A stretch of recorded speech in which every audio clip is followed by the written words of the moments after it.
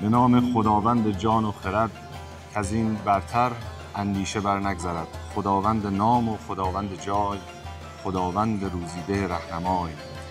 خداوند کیوان و گردان سپهر، فروزنده ماه و ناهید و مهر. ز نام و نشان و گمان برتر است، نگارنده برشده پیکر است. عرض ادب و احترام دارم حضور تمامی حضار گرامی و تشکر و قدردانی دارم از تمامی مسئولین محترم کشور تاجیکستان و شهر دوشنبه جهت دعوت از این جانب در این مراسم.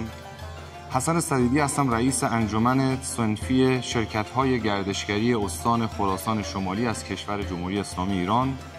از استان گنجینه فرهنگ‌ها با شما سخن می‌گویم. پیرو تفاهم‌نامه گردشگری تهران از طرف انجمن‌های صنفی شرکت‌های گردشگری 15 استان ایران، نوروز باستانی را به شما عزیزان تبریک عرض می‌کنم.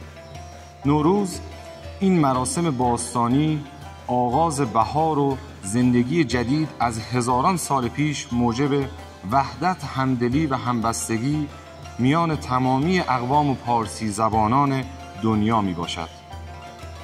ما در ایران بزرگترین و کلانترین مراسم شادمانی و عید باستانی را در نوروز همه ساله جشن می گیریم و به دید و بازدید اقوام و خیشان می رویم و در تعطیلات نوروز و آغاز سال نو به گشت و گذار و سفر می رویم و دل از بدیها پاک می کنیم و با پندار نیک سالی نو را آغاز می کنیم.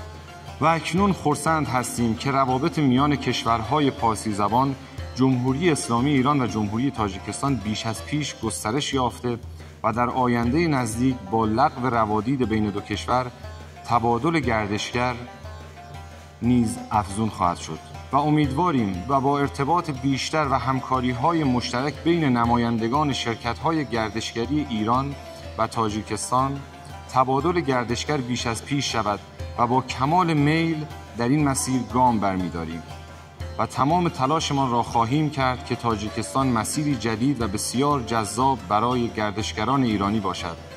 و همینطور دعوت می‌کنیم از شرکت‌های گردشگری تاجیکستان و گردشگران تاجیک جهت بازدید از فرهنگ و تمدن و تاریخ و طبیعت ایران و همینطور جاذبه‌های صنایع دستی و اقوام مختلف ایران و همچنین برگزاری تورهای گردشگری سلامت و گردشگری درمانی در ایران.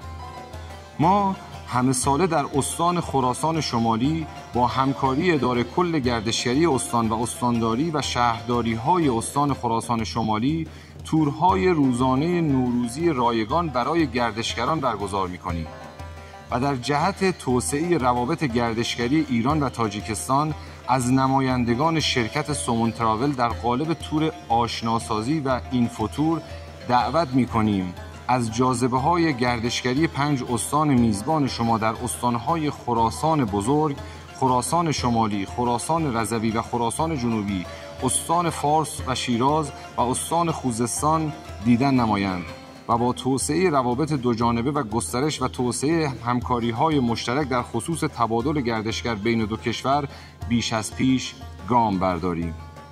در پایان از مسئولین محترم گردشگری تاجیکستان و شهر دوشنبه و همچنین شرکت سومون تراول کمال تشکر را دارم و امیدوارم گسترش همکاری‌ها در صنعت گردشگری بیش از پیش ادامه یابد.